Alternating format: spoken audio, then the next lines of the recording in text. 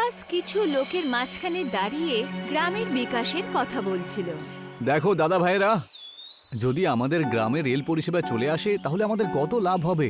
আমরা পাহাড় থেকে খুব সহজেই নিচে যেতে পারবো, আমাদের বাচ্চারা পড়াশোনা করতে পারবে আর আমাদের ব্যবসা আরো বেড়ে যাবে। এই শোন বিকাশ, তোর এই বড় বড় স্বপ্নগুলো দেখে দেখে না আমাদের এই খালি পেট ভরে না, বুঝতে পেরেছিস? আরে প্রথমে নিজের পেটটাকে ভর দেখিনি, তারপর গ্রামের লোকের চিন্তা করিস। জমিদার বাবু দেখুন, ও আবার নিজের রেল পরিষেবার কথা বলে যাচ্ছে। হ্যাঁ বিকাশ, তোমার মতন পড়াশোনার লোকজন স্বপ্নের জগতেই সবসময় বাস করে। আরে প্রথমে তো তুমি তোমার বাবাকে বাড়িতে বসে খাওয়াতে শুরু করো, তারপরে গ্রামে রেল পরিষেবা নিয়ে আসবে। বিকাশ চুপচাপ বাড়ি চলে গেল। বিকাশ নিজের ছোট ঘরে ছিল। ওর বউ আকাঙ্ক্ষা ওকে বলছিল, তুমি সারা দিন গ্রামে গিয়ে বিকাশের কথা বলতে থাকো। কি পেয়েছো তুমি এতদিন? শুধু লোকের মজা আর খোটা শোনা। আকাঙ্ক্ষা, আমি কিছু ভুল বলছি না। গ্রামের ভবিষ্যতের কথা বললে পরে এতে ভুলটা কি বলো তো?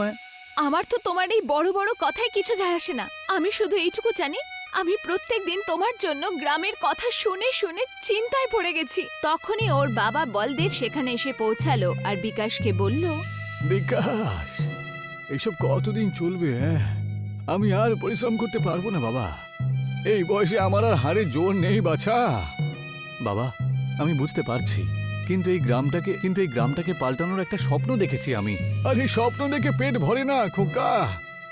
আমি তোকে পড়াশোনা করিয়েছি এইটা ভেবে যে তুই বড় হয়ে চাকরি করবি আর আমার বাড়িটাকে দেখবি, কিন্তু তুই তো কোথাও চাকরি পাচ্ছিস না খোকা। বাবা, আমি অনেক জায়গায় চেষ্টা করেছি, কিন্তু কোথাও আমি কোনো সুযোগ পেলাম না। শোন বাবা, আমি তোকে 10 দিনের মতন সময় দিলাম। এই 10 দিনের মধ্যে তুই যদি কোথাও কাজ না পাস তাহলে তোকে আমার সাথে ইটের ভাটায় গিয়ে কাজ করতে হবে। রাতের সময় আকাঙ্ক্ষা খাবার পরিবেশন করতে করতে বলল, তুমি এত চিন্তিত কেন? বাবা যা বলেছে তাতে কোনো ভুল তো নেই। আমি বুঝতে পারছি আকাঙ্ক্ষা, কিন্তু মনে হচ্ছে আমি যেন কিছু বড় কিছু করতে পারি। আরে ইটের ভাটায় কাজ করার জন্য আমি পড়াশোনা করিনি। কিন্তু তুমি কতক্ষণ অবধি অপেক্ষা করবে? চাকরি পাওয়া তো এত সোজা নয়। বাবা এখন বুড়ো হয়ে গেছে, এই পরিবারকে উনি সামলেছেন, এখন তোমার পালা। কিন্তু আকাঙ্ক্ষা, এইসব কিছুদিনের জন্য হলেও তুমি ওনার সাথে কাজ করো, যতক্ষণ অবধি চাকরি পাচ্ছ না। এতে তোমার কাজের অনুভবও হবে আর পরিবার সাহারাও পাবে।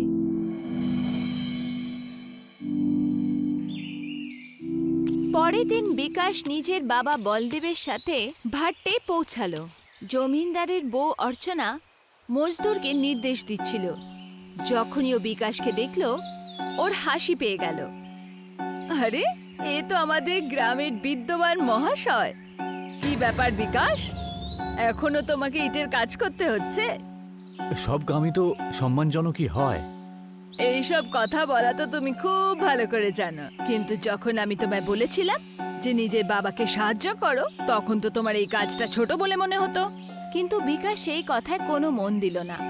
কাজের দরুন বিকাশ দুইজন মজদুর ভীমা আর বালিয়াকে আসতে কথা বলতে শুনল আর ওদের কাছে গিয়ে ওদের কথা শোনার চেষ্টা করল। আরে আমি পরীক্ষা করে দেখে নিয়েছি। আরে ভাট্টাপুর গ্রামের ঘাটির নিচে অনেক পরিমাণে খনিজ পদার্থ রয়েছে। ওগুলো যদি আমরা বের করতে পারি না তাহলে আমরা বড়লোক হয়ে যাব। হ্যাঁ, কিন্তু এই কাজটা খুব বুদ্ধি করে আমাদের করতে হবে, গ্রামের লোকজন যেন সন্দেহ না করতে পারে। বিকাশ এইসব শুনে চমকে উঠল। বিকাশ সোজা অর্চনার কাছে পৌঁছালো।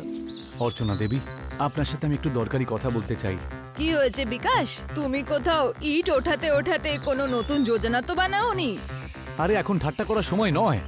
ইট ভাটাতে কাজ করে দুজন শ্রমিকের কথা আমি সব শুনতে পেরেছি, জানেন তো?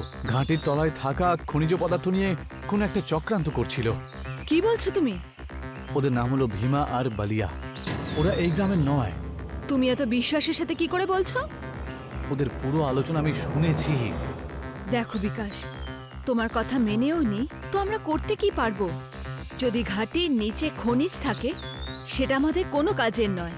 এই গ্রামে যাতায়াতের কোনো সাধন নেই। আমরা চাইতেও খনিজকে বাইরে নিয়ে যেতে পারবো না। বিকাশ চুপ করে গেল। ও চিন্তায় ডুবে সেখান থেকে চলে গেল। কিন্তু বিকাশ জানতো না যে ভীমা আর বালিয়া গাছের পেছনে লুকিয়ে ওর আর অর্চনার কথা শুনছিল। বিকাশ আমাদের সব কথা সবাইকে বলে দিয়েছে। ও যদি গ্রামের লোকেদের এই কথা বলে দেয় না, তাহলে আমাদের পুরো প্ল্যান একেবারে ভেস্তে যাবে। ওকে আমাদের আটকাতেই হবে, যাতে ও গ্রামের লোকে কাউকে বলতে না পারে। সেই জন্য জমিদারের বউ অর্চনা দেবীকে তুলে নিতে হবে। হ্যাঁ, আর তার সাথে ওর বউ আকাঙ্ক্ষাকেও। তাহলে ও আমাদের কথা শোনার জন্য একেবারে প্রস্তুত থাকবে। বিকাশ শুয়ে উঠল আর নিজের বউ আকাঙ্ক্ষাকে দেখতে পেল না। ওকে চারপাশে খোঁজার পর ও একটা কাগজ পেল, যেখানে লেখা ছিল, আমরা তোমার বউকে তুলে নিয়ে ঘাটিতে নিয়ে এসেছি। খনিজের কথা যদি তুমি কাউকে বলো, তাহলে কিন্তু তোমার জন্য এটা একেবারেই ভালো হবে না। বিকাশ চিঠি পড়ে ঘাবড়ে গেল। তখনই সেখানে জমিদার এসে পৌঁছালো। ওর হাতেও সেই একই চিঠি ছিল। এই সব কিছু তোমার জন্যই হয়েছে। আমার বউকে কেউ অপহরণ করে নিয়েছে। এখন তুমি যদি ওকে ফিরিয়ে আনতে না পারো, তাহলে তোমার জন্য এটা কিন্তু ভালো হবে না। বিকাশ জঙ্গলের দিকে এগিয়ে গেল। ও একটা গাছের নিচে দাঁড়িয়ে কাঁদতে লাগলো। হে ঈশ্বর, আমি এমন কি অন্যায় করলাম যার জন্য আমার বউ আর গ্রামের উপরে এত বড় বিপদ এলো? তখনই সেখানে একটা হরিণ এসে দাঁড়ালো। ও কিছুক্ষণ বিকাশকে দেখলো। হঠাৎই একটা বাঘ এলো আর হরিণের ওপরে ঝাঁপানোর জন্য তৈরি হলো। একে রক্ষা করতেই হবে। বিকাশ হরিণ আর বাঘের মাঝখানে দাঁড়িয়ে গেল। বাঘ মানুষের আওয়াজে বলল, সরে যাও আমার রাস্তা থেকে, এটা আমার শিকার। আরে তুমি মানুষের মতো কি করে বলতে পারো? আমি হলাম একজন মায়াবী বাঘ। এটা আমার খাবার, আর তুমি এটা খাওয়া থেকে আমাকে আটকাতে পারবে না। আরে যদি কাউকে খাবারই হয় তাহলে আমাকে খেয়ে ফেলো, কিন্তু এই নিরীহ হরিণটাকে তুমি ছেড়ে দাও। হঠাৎই বাঘ আর হরিণ রং বেরঙের আলোর সাথে গায়েব হয়ে গেল। ওর ছাকায় একজন সুন্দর পুরুষ প্রকট হয়ে গেল। আমি হলাম বনরক্ষক। তুমি অনেক বড় বলিদান দেওয়ার মতন একটা জিনিস উপস্থাপনা করেছো। বলো, তোমার কি ইচ্ছা রয়েছে? আমার বউ আর জমিদারের বউকে অপহরণ করে নেওয়া হয়েছে। গ্রামে যাতায়াত করার মতন কোনো সুযোগ সুবিধাও নেই, যার ফলে আমরা গ্রামের সম্পদগুলোকে রক্ষা করতে পারি। আমি তোমার ভালো আর গ্রামের ভালোর জন্য বিশেষ কিছু অবশ্যই করব। তুমি আবার ইট ভাটাতে ফিরে যাও। বিকাশ ইটের ভাট্টার কাছে এসে পৌঁছালো। হঠাৎই ভাট্টা থেকে একটা ধামাকা হলো। যখন ধোঁয়া সরে গেল, ওখানে তখন ইটের একটা সুন্দর জাদুই ট্রেন দাঁড়িয়েছিল।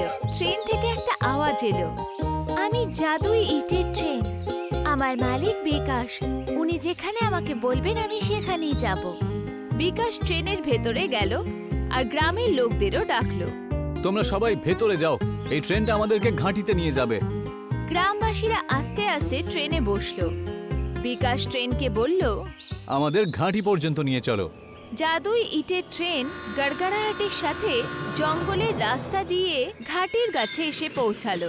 ঘাটির সামনে ভীমা আর বালিয়া দাঁড়িয়েছিল, যারা খনিজের ওপরে কবজা করার যোজনা বানাচ্ছিল। আর এই শব্দটা কোত্থেকে আসছে? এটা তো ট্রেনের মতো মনে হচ্ছে, কিন্তু এই জঙ্গলের মাঝখান দিয়ে ট্রেন আবার কোত্থেকে আসতে পারে? জাদুই ট্রেন ঘাটির সামনে এসে দাঁড়ালো। দরজা খুললো আর বিকাশের সাথে গ্রামবাসীরাও নিচে নামলো। ট্রেনকে দেখে ভীমা আর বালিয়া একদম চমকে গেল, আর অর্চনা আর আকাঙ্ক্ষা যারা ওখানে কয়েদ ছিল, ওরা বিকাশকে দেখে স্বস্তি পেল। বিকাশ, আমি জানতাম যে তুমি আমাকে বাঁচানোর জন্য নিশ্চয়ই আসবে। তোমাকে দেখে আমার কি আনন্দ হচ্ছে। বিকাশ ট্রেনের দিকে তাকালো আর গম্ভীর স্বরে আদেশ দিল, জাদু ট্রেন, এদের দুজনকেই ধরে নাও। ট্রেন থেকে রং বেরঙের রশ্মি বেরোলো আর ভীমা আর বলিয়ের ওপরে পড়লো। কিছুক্ষণের মধ্যে ওরা নিজেদের ট্রেনের ভেতরে জেলখানায় দেখলো। আরে এসব কি হচ্ছে? এইসব তুমি করলে বিকাশ? তোমরা দুজন আমাদের গ্রামের খনি চুরি করার চেষ্টা করেছো, তাই না? আর গ্রামের লোকেদের তুমি ক্ষতি করারও চেষ্টা করেছো। এখন তোমরা দুজন তো এই শাস্তিই পাবে। বিকাশ গ্রামবাসীদের দিকে তাকিয়ে আর গলায় জোর নিয়ে বলল, বন্ধুরা, আমাদের গ্রামের এই ঘাটির নিচে বিশাল খনিজ সম্পদ রয়েছে, বুঝতে পেরেছো? কারোর উপর নির্ভর থাকার আমাদের আর কোনো দরকার নেই। ওই খনিজ পদার্থ বের করে ওগুলো আমরা শহরে বিক্রি করব, আর আমাদের গ্রামের উন্নতি হবে তাতে।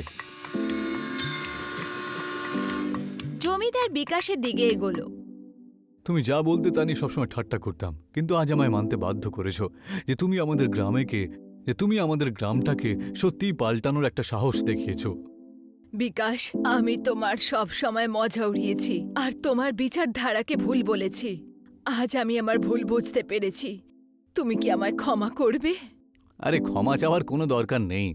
এখন আমরা একসাথে নিজেদের গ্রামের উন্নতি করতে হবে। ওই দিন থেকে গ্রামবাসীরা খনিজ বার করার কাজ শুরু করলো। জাদুই ট্রেন খনিজকে ঘাঁটি থেকে গ্রামে পৌঁছানোর কাজ শুরু করে দিল। আর আস্তে আস্তে গ্রামের চেহারা বদলে গেল।